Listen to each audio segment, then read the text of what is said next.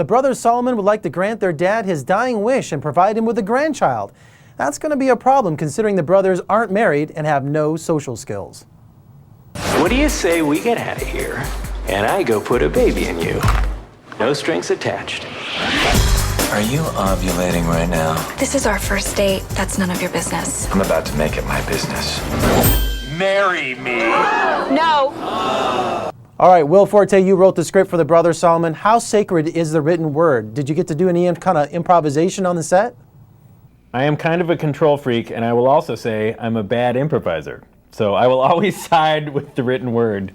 But no, it was. I mean, this guy is an improv genius. So I, I will this say guy, that I trust him to do anything. We were so lucky to work on this script that Will Forte wrote. It was so good. There wasn't the need to really add too much because he wrote such a solid, really funny script. I'm not even just saying that because you're right here. I'm very proud of the script. I'm very proud. You should very be. proud of It's the film, very and I funny. appreciate it. And I'm happy to have been in it with you. Now, was Will Arnett always your first choice? Because, he's always cast as the heavy in his movies. Yes. He was always. There was nobody besides him to do this part. Like for a long time, I had written this and didn't know him yet, so I didn't know who this character was supposed to be. And the first, when I met him, I knew suddenly oh my God, that's John Solomon.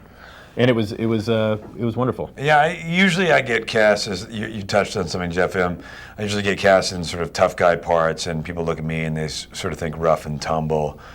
Here's a guy who knows how to handle himself in a situation, and so this was just kind of strange for me.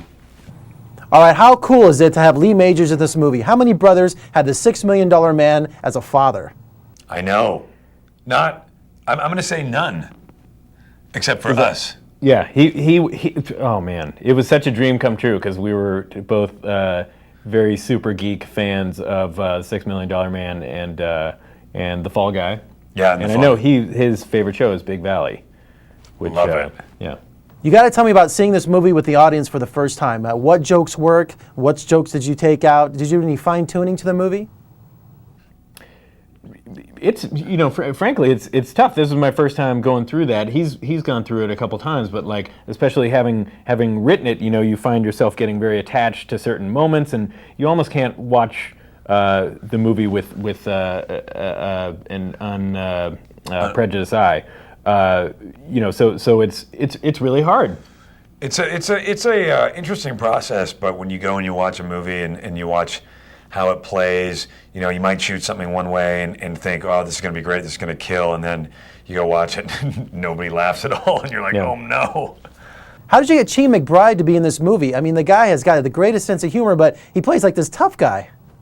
I don't know. I mean, he came in and Bob Odenkirk, really wanted him for the part, and he did a great job, and he was just willing to kind of play around. It was us and Kristen Wiig, who's super talented and really funny and works on SNL with Will, and then they play boyfriend girlfriend, and it was just kind of like a great environment and he just sort of jumped right in and played along. Yeah, he was great because he was such an imposing character in the film, but such a nice guy as soon as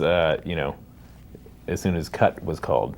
It was great to see Bob Odenkirk in this movie. I know he directed the film, but he's one of my favorite comedians, and the adoption sequence is absolutely hysterical. Oh, thanks.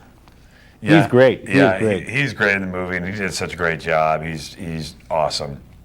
Well, that was the most passionate kiss in movies. How did you get that spit string to come off your lip, and how many times did you kiss that guy?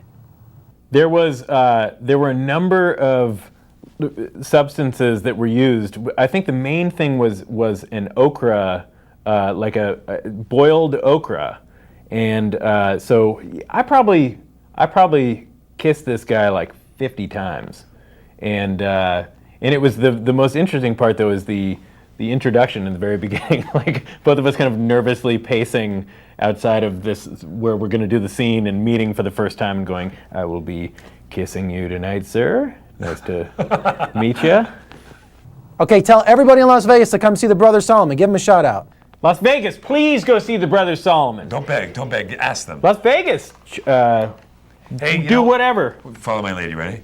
Hey, Las Vegas, if you're not doing anything, why don't you come see Brother Solomon? Yeah, Right? That seems so casual. it's pretty awesome. I know you'll enjoy it because I've seen it before. Yeah, it's pretty. And if you're not doing anything, Yeah, whatever. check it out. All right, thanks, guys. Hey, Brother Solomon is in theaters now. I'm film critic Jeffrey K. Howard. We'll see you next time.